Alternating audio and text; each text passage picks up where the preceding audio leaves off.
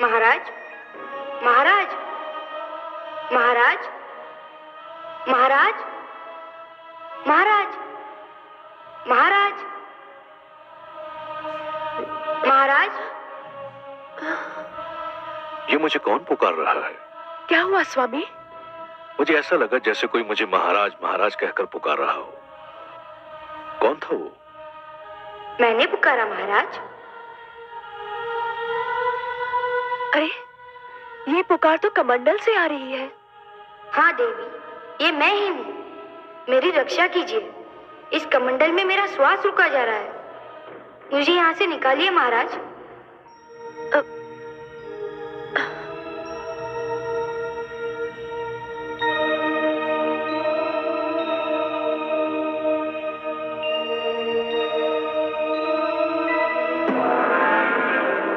अरे, मत्स्य का आकार तो कमंडल के बराबर हो गया है। मुझे अनुमान नहीं था कि कोई जलचर एक ही रात्रि में इतना बड़ा हो जाता है।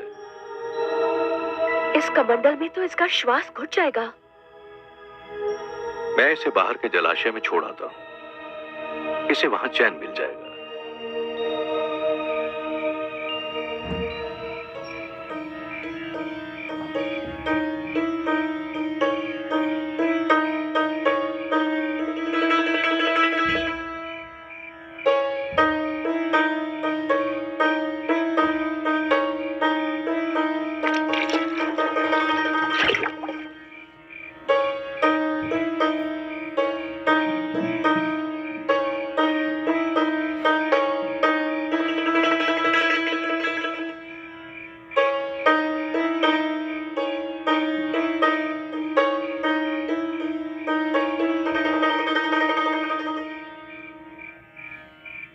महाराज, हाँ? महाराज,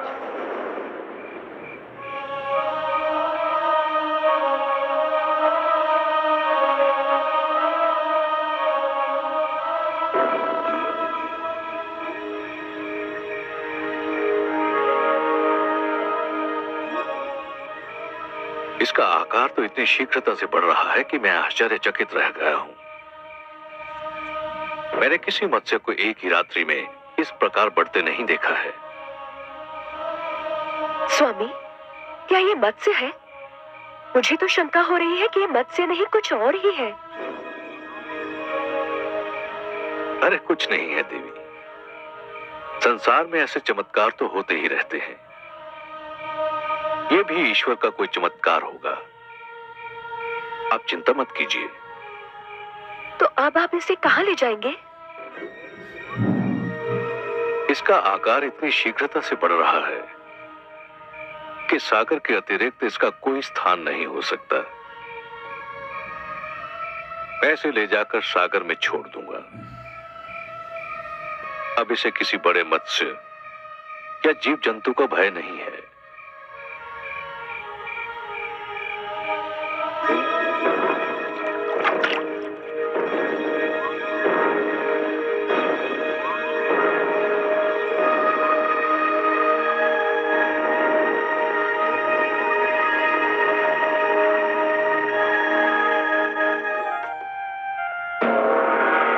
नारायण नारायण। प्रणाम पिताश्री, बारंबार प्रणाम। आयुष्मान भव। आओ पुत्र, उचित समय पर आए तुम।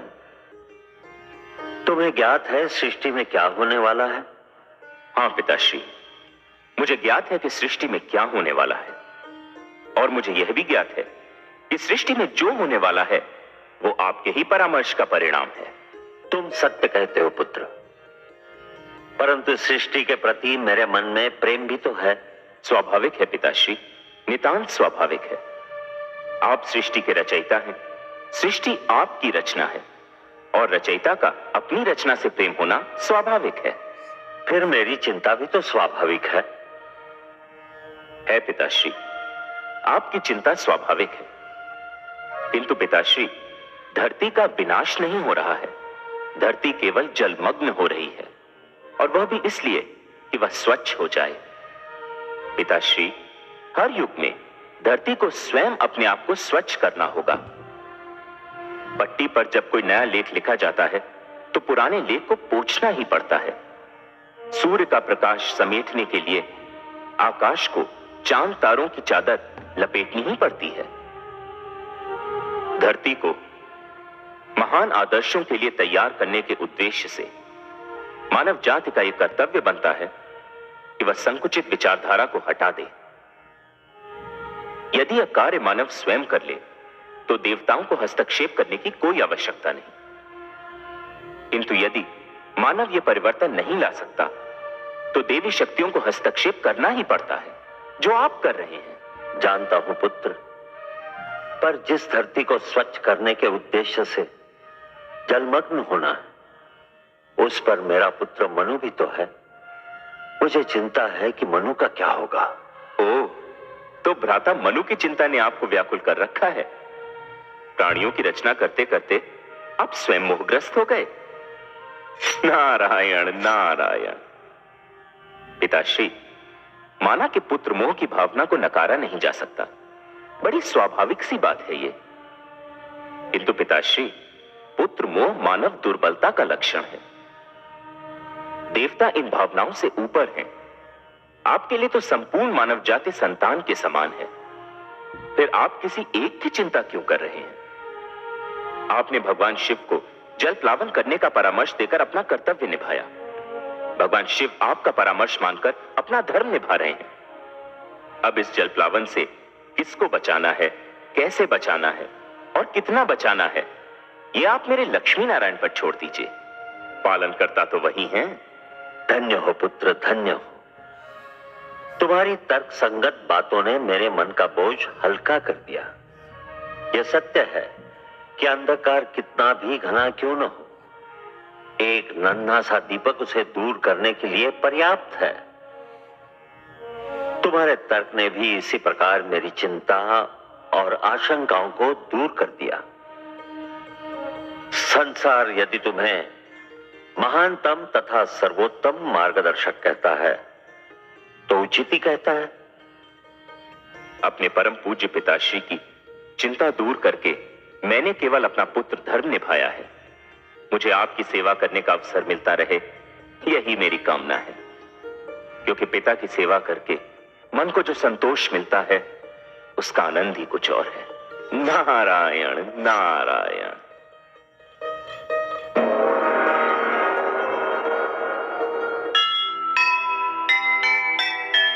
अपना धर्म निभाइए, ममता से मुख मोड़, नारायण के हाथ है चिंता मुक्त हुए पिता, ज्ञानी का सुन ज्ञान, नारद जैसे पुत्र पर क्यों न करे अभिमान, क्यों न करे अभिमान।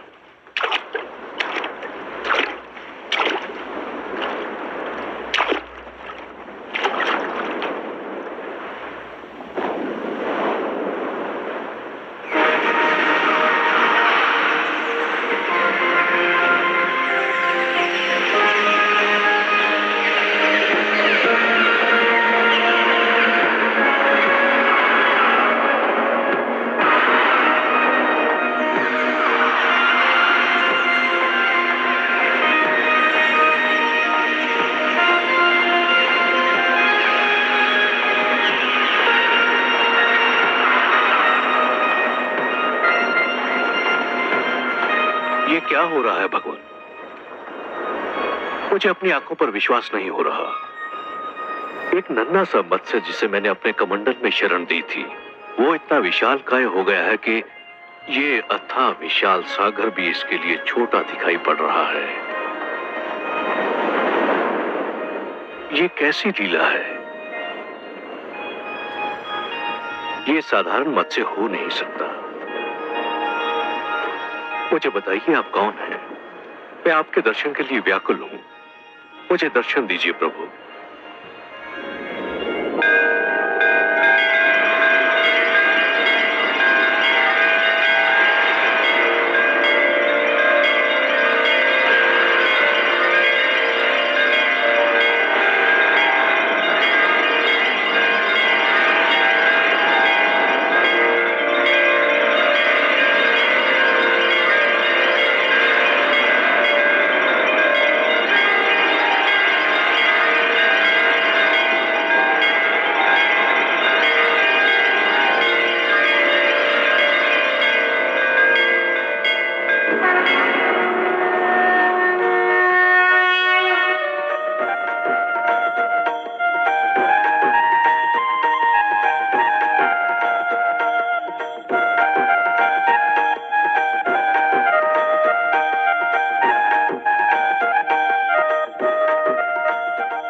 भगवान आप,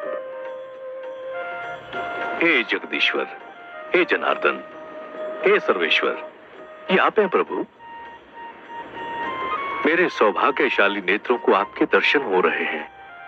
हाँ मनु, ये मैं ही हूं। आपके अतिरिक्त और कौन हो सकता था हे पद्मनाभ? ये लीला तो केवल आप ही दिखा सकते हैं कि सिमटे तो मानव की अंजुरी में समा जाएं और फैलें तो धरती और आकाश को भी ढक लें। आप मेरी अंजुरी में ठहरे, मेरी कुटिया में रहे। मैं किन शब्दों में आपको धन्यवाद दूं? हे सर्वश्रेष्ठ, आप महान हैं। मैं अपने भाग्य पर जितना भी गर्व करूं कम है। आपको कोटि कोटि प्रणाम हे लक्ष्मी नारायण।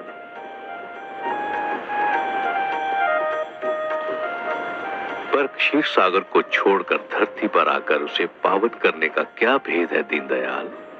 हे मनु, मानव कल्याण की जिस चिंता के कारण तुमने आमरण व्रत कर रखा है, उसी चिंता ने मुझे भी पृथ्वी पर आने के लिए विवश कर दिया।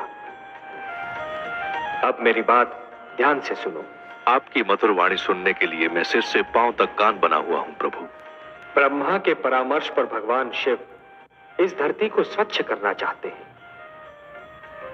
उन्होंने धरती को जलमग्न करने का निर्णय कर लिया है। आने वाली अमावस्या को आकाश से ऐसा वज्रपात होगा कि कानों को ध्वनि सुनाई नहीं देगी। ऐसी वर्षा होगी मनु कि मानो लगेगा कि आकाश में छेद हो गया। जल का एक रेला आएगा और यह धरती गहरे जल में डूब जाएगी। मैं तुम्हें डूबने से बचाना चाहता हूं मनु। मैं आपकी कृपा और अनुकंपा को कैसे धन्यवाद दूं? परंतु हे जगदीश्वर, जब समस्त धरती ही डूब जाएगी, मानव जाति ही नष्ट हो जाएगी, तो मैं अकेला बचकर क्या करूंगा? हे मनु, जीवन मानव से महानतर है। मानव को मृत्यु आ सकती है, परंतु जीवन कभी नहीं मरता। जिस प्रकार एक डाली से एक पुष्प टूटता है परंतु वहीं से दूसरा पुष्प भी फूटता है, उसी प्रकार जहां एक जीवन का अंत होता है, वहीं पर दूसरा जीवन प्रारंभ होता है। एक पीढ़ी चली जाती है, परंतु वहीं दूसरी पीढ़ी पहली पीढ़ी के स्थान को रिक्त नहीं रहने देती। यही जीवन की परंपरा है। तुम इसी परंपरा को अक्षुण्ण रखोगे, तुम इसी परंपरा को जीवित रखोगे। यही मेरा उद्देश्य है। आपके आदेश का पालन तो मेरा परम धर्म है प्रभु।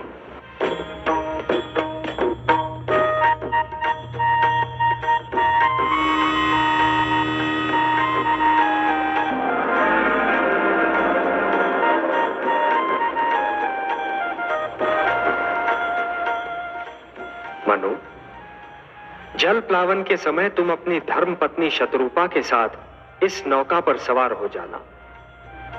अपने अतिरिक्त इस नौका पर समस्त पशु पक्षियों का एक एक जोड़ा और उन सारे पौधों के बीज भी रख लेना जिन्हें तुम आवश्यक समझते हो।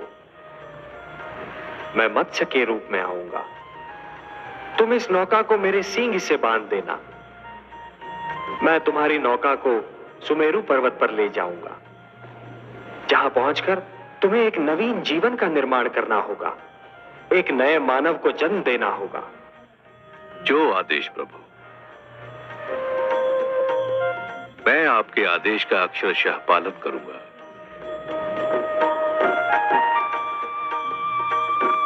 तथास्तु।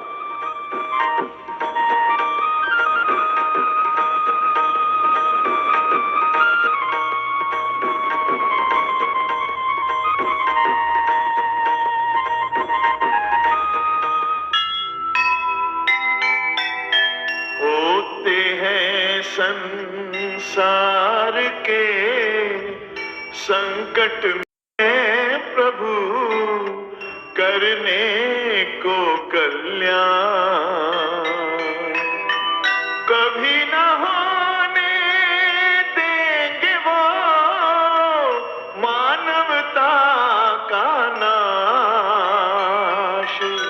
संकट मोचन है वही, है सबको विश्वास, है सबको विश्वास।